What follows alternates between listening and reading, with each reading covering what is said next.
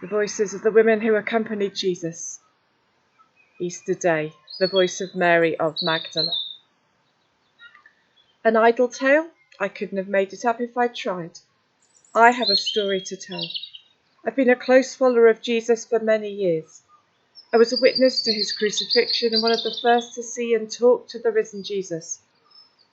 But my voice has become a muffled whisper in the gospel, as have my sisters' voices.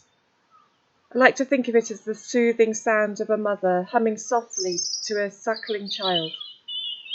Though our voices are quiet, we offer warmth, healing and love to you, the hearers of the gospel, as Jesus did for us.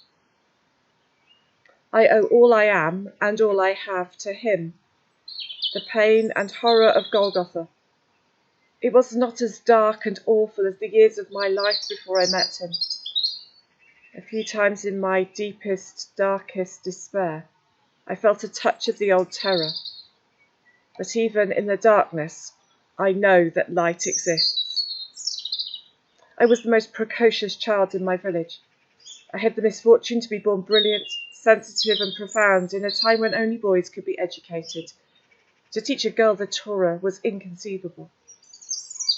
As I grew up, I noticed the subtleties that washed over others, and seeing so much, I felt alien, as if I was outside looking in.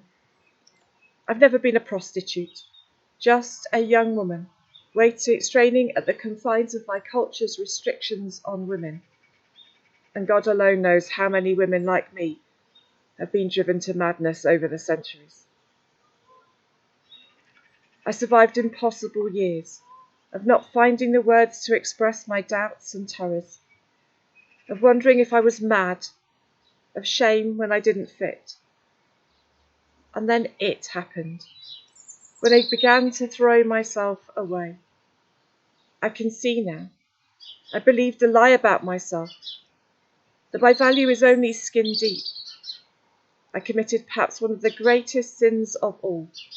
I treated myself as rubbish. That was when the nightmares began. One tormented morning, I woke and wandered away from Magdala along the coast of the Sea of Galilee. And here my memory fades. I remember nothing but the horror, the torment. Then one day there was a voice. Mary, a glimmer of light, the scent of a wild rose, the touch of a warm hand. Mary, wild shrieking voices in my head, and then silence. Warmth, trembling, wounds closing. Minutes or hours later, I opened my eyes. There was love. Deep brown eyes seared into mine. I was known. I was loved. Mary, known and loved. Named. Mary. Did he say, "Follow me"? I heard him say it to others later. Perhaps he knew that he didn't have to say it to me. I knew that I would follow him anywhere, even to death. Those first weeks following Jesus are blurred like my earliest memories. I wanted to be near him. I went wherever Jesus was teaching. I watched him all the time as he looked from one person to the next, as if each was a long-lost friend. He told us that the world was exactly the opposite of what we thought. He said we could talk to God like a parent. It was so new, and I was so new. But I wasn't made new in one brushstroke. As I lived this new life, I discovered that I brought myself, my painful upbringing, the stories I'd been told. I brought it all along with me. I've made distressing discoveries and found that I must seek healing over and over again. I wanted to be near him. What wouldn't I have given to have been with him in the garden? All of us women were at the cross, but only a few at the tomb.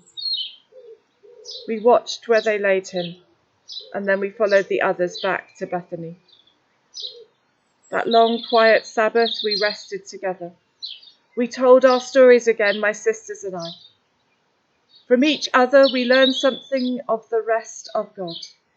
a deep rest of the heart that could endure, even as we were surrounded by the forces of death, a rest that offered us the hope that our hidden, often invisible existence would become fruitful, even though we couldn't say how and when.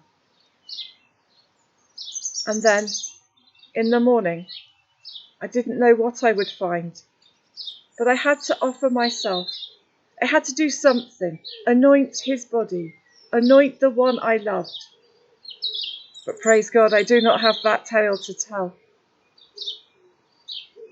Those words, he has risen, risen indeed. I didn't shout them from the rooftops or carry them round the city on a big placard. We whispered from ear to ear. It was an intimate message, one that could truly be heard and understood only by a heart that had been yearning for the coming of the kingdom. All was the same and all was different. Trees were still trees, mountains still mountains, people in their hearts still able to choose between love and fear. But all that had been lifted up in the risen body of Jesus and placed at the right hand of God, all was the same and all was made new. Never has news been so good. And I, a woman, was entrusted with it. Now it is entrusted to you. It is like sweet honey dripping in the mouth, or like fine gold flowing in the sand, or like a baby nestling in the arms of its mother.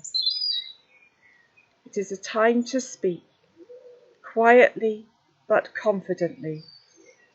New words emerging from the silence. He is risen. He is risen indeed.